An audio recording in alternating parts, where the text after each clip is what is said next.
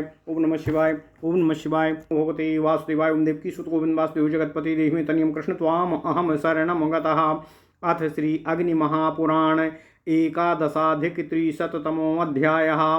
त्वरिता मूल मंत्रादि। अग्निरुवाच दीक्षादि वक्षे विन्यस्य सिंह वज्राकुलेब्जके। ओम नमः शिवाय।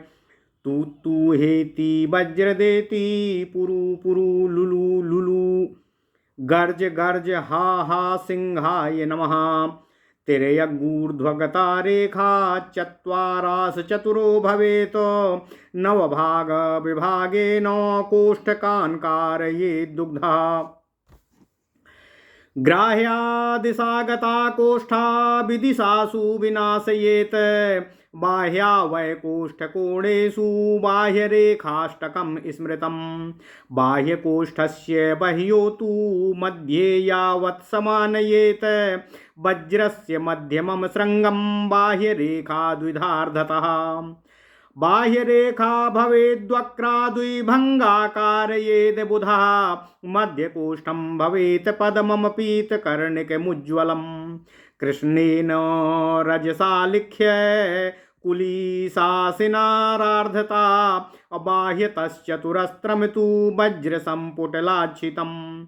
द्वारे प्रदापयेन मन्त्री चतुरो वज्रसम्पुटान्। पद्मनाभो भवेद्धाम वीथि चैव समा भवेत्। गर्भं रक्तं केसराणि मण्डले दीक्षिता स्त्रियः। यजेच्च परराष्ट्राणि क्षिप्रं राज्यमवाप्नुयात्। मूर्ति प्रणव संदीप्तां हुंकारेण नियोजयेत्। मूल विद्यां समुच्चार्य मरुदम्ब्योम गतां द्विजः। प्रथमेन पुनश्चैव कर्णिकायां प्रपूजयेत्। एवं प्रदक्षिणं पूज्य एकैकं बीजमादितः। दलमध्ये तु विद्यां गामाग्नेयां पञ्चनैऋतं। मध्ये नेत्रं दिशास्त्रं च गुह्यकाङ्गे तु रक्षिणम्। हृतयः केसरस्थास्तु वाम दक्षिणपार्श्वतः। पञ्च पञ्च प्रपूज्यास्तु स्वैः स्वैर्मन्त्रैर्प्रपूजयेत्।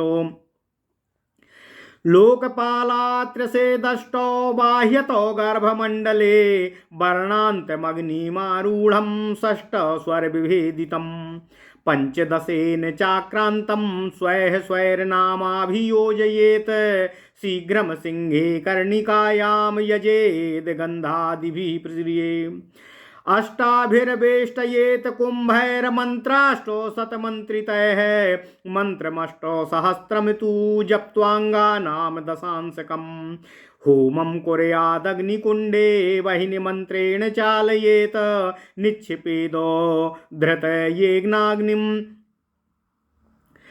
शक्तिं मध्येऽग्निनां स्मरेत्। होमं कुर्यादग्निकुण्डे वह्निमन्त्रेण चालयेत्। निक्षेपेद् धृतयेनाग्निं शक्तिं मध्येऽग्निगां स्मरेत्। गर्भाधानं पुंसवनं जातकर्मं च होमयेत्। हृदयेन शतं ह्येकं गुह्याङ्गे जनयेच्छिलिखिम्। पूर्णाहुतिं तु विद्यायाः शिवाग्निर्जनितो भवेत्। होमयेन मूलमन्त्रेण शतं चाङ्गं दशांशतः। निवेदयेत् ततो देव्यास्ततः शिष्यं प्रवेशयेत्। अस्त्रेण ताडनं कृत्वा गुह्याङ्गानि ततो न्यसेत्। विद्याङ्गैश्चैव सन्नद्धं विद्याङ्गेषु नियोजयेत्। पुष्पं क्षिपाययेच्छिष्य मानयेदग्निकुण्डकम्। ओम नमः शिवाय ओम नमः शिवाय ओम नमः शिवाय। ओम नमो भगवते वासुदेवाय ओम देवकी सुत गोविंद वासुदेव जगतपति देहि मे तनियं कृष्ण त्वाम अहम शरणम गतः। यवैर्धान्यैस्तिलैराज्यैर्मूल विद्या शतमुहुनेत। स्थावरत्वं पुरा होमं सरीसृपमतः परम्। पक्षी मृग पशुत्वं च मानुषं ब्रह्ममेव च। विष्णुत्वं चैव रुद्रत्वमन्ते पूर्णाहुतिर्भवेत्। एकया चैव ह्याहुत्या शिष्याः स्यादीक्षितो भवेत्। अधिकारो भवेदेवं शृणु मोक्षमतः परम्। सुमेरुस्थो यदा मंत्री सदाशिव पदे स्थितः परे चाहो मयेत स्वस्थो कर्म कर्मो शतान् दशा पूर्णाहुत्या तु तद्योगी धर्मान् धर्मैर्न लिप्यते मोक्षम याति परम स्नानं यद् गत्वा न निवर्तते यथा जले जलम क्षिप्तं जलम देहि शिवस्तथा कुंभै कुर्याच्चाभिषेकं जय राज्यादि सर्वभाको कुमारी ब्राह्मणी पूज्या गुरुवार देर दक्षिणाम ददेत और यजेत सहस्रमेकम तु पूजाम कृत्वा दिने दिने तिलाज्यपूर होमेनो देवी श्रीः कामदा भवेत ददाति विपुलान् भोगान्यदन्यच्च समीहते जप्त्वा ह्यक्षरलक्ष्यं तु निधानाधिपतिर्भवेत् द्विगुणेनो भवेद्राज्यं त्रिगुणेनो च याक्षिणी चतुर्गुणेन ब्रह्मत्वं ततो विष्णुपदं भवेत् षड्गुणेन महासिद्धिर्लक्ष्येणैकेन पापः 10 जप्त्वा देहशुद्ध्यै तीर्थस्नानफलं सतात् पटे वा प्रतिमायां वा शीघ्रं वै स्थण्डिले यजेत शतं सहस्रम युतं जपे होमे प्रकीर्तितम् एवं विधानतो जप्त्वा लक्ष्यमेकं तु होमयेत्। ओम नमः शिवाय। महिषाजमेघमांसेन नरजेन पुरेण वा तिलैर्या वैस्तथा लाजैर्व्रीहिगोधूमकाम्बुजै श्रीफलैराज्यसंयुक्तैर्होमयित्वा व्रतं चरेत अर्धरात्रिषु सन्नद्धः खड्गा चापास रादिमानो एकवासा विचित्रेण रक्तपीतासितेन वा नीलेन वाथ वस्त्रेण दैवी तौरेण चार्चयेत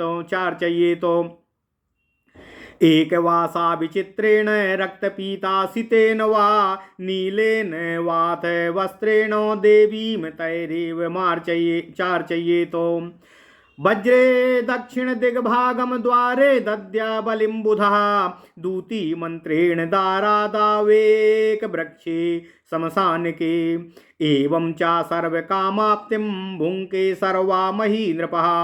ओम नमः शिवाय। ओम नमः शिवाय। ओम नमः शिवाय। ओम नमो भगवते वासुदेवाय। ओम देवकी सुत गोविंद वासुदेव जगतपते देहि मे तनियम कृष्ण त्वाम अहम शरणम गतः। अथ श्री अग्नि महापुराण 311वां अध्याय त्वरिता मूल मंत्र आदि विचार। ओम नमः शिवाय। ओम नमः शिवाय। श्री अग्निदेव जी ने कहा, हे महामुने वशिष्ठ जी, अब मैं आपसे सिंहासन पर स्थित वज्र से व्याप्त कमल में मंत्र न्यास पूर्वक दीक्षा आदि का विधान कह रहा हूँ। हे हे हुति वज्रदंड पुरु पुरु लुलु गर्ज गर्ज इह सिंहासनाय नमः। यह सिंहासन के पूजन का मंत्र है। 4 रेखा खड़ी और 4 रेखा तिरछी अर्थात पड़ी हुई खींचें।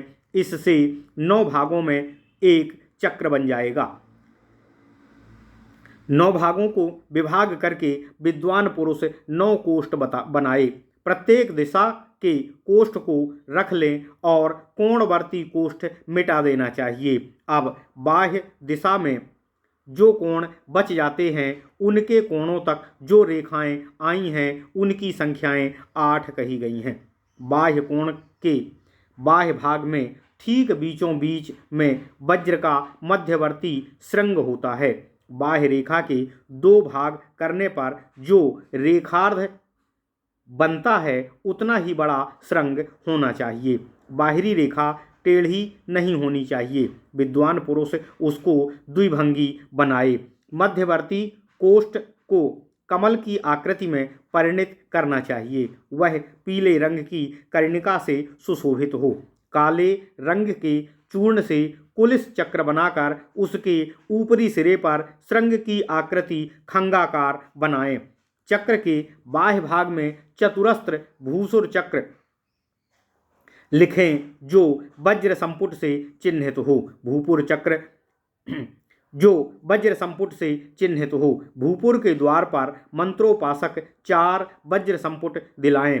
पद्म और वामवीथी सम होनी चाहिए। कमल का अंदरी भाग अर्थात कर्णिका और केसर लाल रंग से लिखें और मंडल में स्त्रियों को दीक्षित करके मंत्र का जप का अनुष्ठान करवाएं तो राजा शीघ्र ही परराष्ट्रों अर्थात दूसरे देशों पर विजय प्राप्त करने वाला होता है और यदि अपना राज्य छिन गया हो तो उसको भी वह शीघ्र ही वापस प्राप्त करने में सफल होता है। हे वशिष्ठ जी, प्रणव मंत्र ओंकार से संदीप्त अतिशय तेजस्विनी की मूर्ति को हुंकार से नियोजित करना चाहिए। हे ब्राह्मण वशिष्ठ जी, वायु तथा आकाश के बीज यम हम से संपुटित मूल विद्या का उच्चारण करके आदि और अंत में भी कर्णिका का पूजन करना चाहिए। इस तरह प्रदक्षिण क्रम से आदि से ही एक एक अक्षर रूप बीज का उच्चारण करते हुए कमल दलों में पूजन करना चाहिए। हे वशिष्ठ जी, दलों में विद्या के अंगों की पूजा करनी चाहिए। आग्नेय दिशा से लेकर वाम क्रम से नैऋत्य दिशा तक हृदय, सिर, शिखा, कवच तथा नेत्र इन 5 अंगों की पूजा करके मध्य भाग अर्थात कर्णिका में पुनः नेत्र की तथा संपूर्ण दिशाओं में अस्त्र की पूजा करनी चाहिए।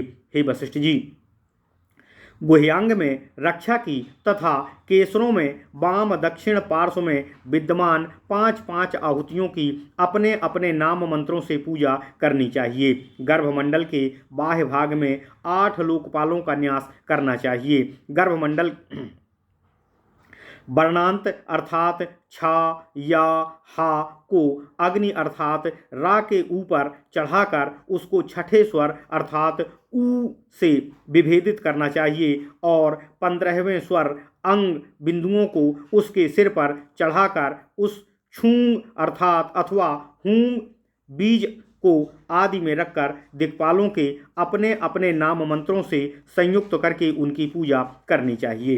हे वशिष्ठ जी, इसके बाद शीघ्र ही सिंहासन पर कमल की कर्णिका में गंध आदि उपचारों द्वारा उनका पूजन करना चाहिए। इससे श्री और ऐश्वर्य की प्राप्ति होती है। हे वशिष्ठ जी, इसके बाद 108 मंत्रों द्वारा अभिमंत्रित 8 कलशों द्वारा कमल को वेष्टित कर देना चाहिए। फिर 1000 बार मंत्र जप करके दशांश हवन करना चाहिए। पहले अग्नि मंत्र रम से कुंड में अग्नि को ले जाएं और हृदय मंत्र नमः से उसको वहां स्थापित करना चाहिए। साथ ही कुंड के अंदर अग्नि युक्त शक्ति का ध्यान करना चाहिए। उसके बाद उस शक्ति में गर्भाधान, पुंसवन तथा जात कर्म संस्कार के उद्देश्य से हृदय मंत्र द्वारा 108 बार हवन करना चाहिए। फिर गुह्यांग के द्वार से नूतन अग्नि के जन्म होने की भावना करनी चाहिए। फिर मूल विद्या के उच्चारण पूर्वक पूर्णाहुति देनी चाहिए। इससे शिवाग्नि का जन्म संपादित होता है। फिर मूल मंत्र से उसमें 9 आहुतियाँ दें। तत्पश्चात अंगों के उद्देश्य से दशांश हवन करना चाहिए। इसके बाद शिष्य को देवी के हाथ में सौंपें और उसका मंडल में प्रवेश कराएं। फिर अस्त्र मंत्र ताड़न करके गुह्यांगों का न्यास करना चाहिए। विद्या के अंगों में सन्नद्ध शिष्य को विद्यांगों में नियोजित करना चाहिए। उसके द्वारा पुष्प का प्रक्षेप करवाएं तथा उसको अग्निकुंड के सन्निकट ले जाएं। ओम नमः शिवाय, ओम नमः शिवाय, ओम नमः शिवाय। हे वशिष्ठ जी, इसके बाद जौ, धान्य, तिल और घी से मूल विद्या के उच्चारण पूर्वक 100 आहुतियाँ देनी चाहिए। प्रथम हवन स्थावर योनि में पहुँचाकर उससे मुक्ति दिलाता है और दूसरा सरीसृप अर्थात सांप, बिच्छू आदि की योनि से, उसके बाद क्रमशः पक्षी, मृग, पशु और मानव योनि की प्राप्ति और उससे मुक्ति होती है। फिर क्रमशः ब्रह्मपद, विष्णुपद तथा अंत में रुद्रपद की प्राप्ति हो जाती है। अंत में पूर्णाहुति कर देनी चाहिए। एक आहुति से शिष्य दीक्षित होता है और उसको मोक्ष प्राप्ति का अधिकार मिल जाता है। मोक्ष कैसे प्राप्त होता है? हे वशिष्ठ जी, अब मैं यह आपको बताता हूँ। जिस समय मंत्रोपासक सुमरु पर सदाशिव पद में स्थित हो तो दूसरे दिन स्वस्थ चित्त होकर अकर्म और कर्म क्षय के लिए 1000 आहुतियाँ देनी चाहिए। फिर पूर्णाहुति करके मंत्र योगी पुरुष धर्म अधर्म में लिप्त नहीं होता और मोक्ष प्राप्त कर लेता है। वह उस परम पद को पहुंच जाता है जहां जाकर मनुष्य फिर से इस संसार में वापस नहीं लौटता। जिस प्रकार जल में डाला हुआ जल उसमें मिलकर एक रूप हो जाता है, उसी तरह जीव सदाशिव में मिलकर शिव रूप हो जाता है। जो कलशों द्वारा अभिषेक करता है वह विजय तथा राज्य आदि सभी अभीष्ट वस्तुओं को प्राप्त कर लेता है। ब्राह्मण वंश में उत्पन्न कुमारी कन्या का पूजन करना चाहिए तथा गुरु आदि को दक्षिणा देनी चाहिए। प्रतिदिन पूजा करके 1000 आहुतियाँ अग्नि में देनी चाहिए। तिल और घी से पूर्ण आहुति देने पर त्वरिता देवी लक्ष्मी अभिमत वस्तु का संप्रदान करती हैं। हे वशिष्ठ जी, हे विपुल भोग संप्रदान करती हैं तथा और भी जो कुछ साधक चाहता है उसको माता त्वरिता पूर्ण करती हैं। मंत्र में जितने अक्षर हैं उतने लाख जप करने से मनुष्य निधियों का अधिपति हो जाता है। दुगना जप करना चाहिए तो यक्षिणी सिद्ध हो जाती है। 4 गुने जप से ब्रह्मपद, 5 गुने जप से विष्णु पद तथा 6 गुने जप से महासिद्धि सुलभ हो जाती है। मंत्र के 1 लाख जप से मनुष्य अपने पापों का विनाश कर देता है। 10 बार जप करने से देह शुद्ध हो जाती है। 100 बार के जप से तीर्थ स्नान का फल प्राप्त होता है। वेदी पर पट या प्रतिमा रखकर उसके समक्ष 100, 1000 अथवा 10,000 की जप की संख्या में जप करने से अर्थ और हवन करना बतलाया गया है। इस तरह विधान पूर्वक जप करके 1 लाख हवन करना चाहिए। ओम नमः शिवाय। तिल, जौ, लावा, धान, गेहूँ, कमल पुष्प, पठान्तर के अनुसार आम के फल तथा श्रीफल, बेल, इन सभी को एक एक करके इनमें घी मिलावें और उस हवन सामग्री से हवन करके व्रत पूर्ण करें। राज्य में कवच आदि से सन्नद्ध हो खंग, धनुष तथा बाण आदि को लेकर एक वस्त्र धारण करके उपरोक्त वस्तुओं से ही देवी की पूजा करनी चाहिए। वस्त्र का रंग चितकबरा, लाल, पीला, काला अथवा नीला होना चाहिए।